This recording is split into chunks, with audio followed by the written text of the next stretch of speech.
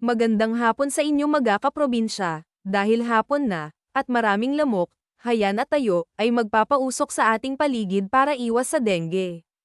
Sa panahon ngayon, mahirap ang magkasakit. Ang gamit kong apla dyan sa pagpapausok ay binalatan ng nyog, ang tawag niyan dito sa tablas romblon ay bonot.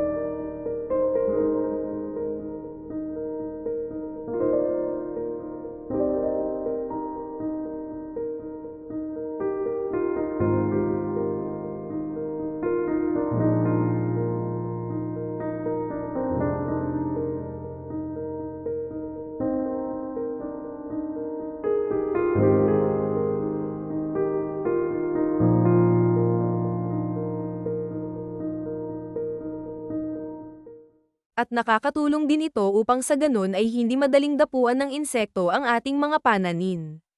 Dahil naubusan tayo ng bunot or balat ng nyog, ay kukuha muna tayo doon sa nagkukupra ng nyog.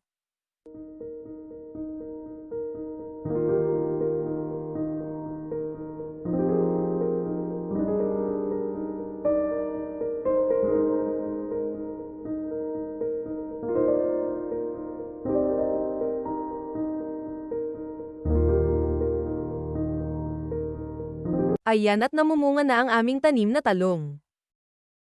At kung nakikita nyo, malaki na din ang aming tanim na lettuce.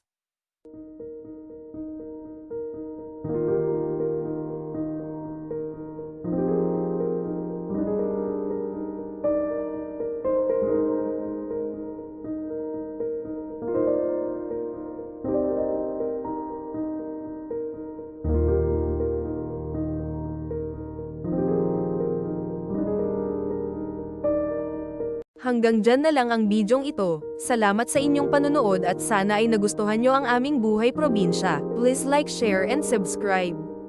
Thank you.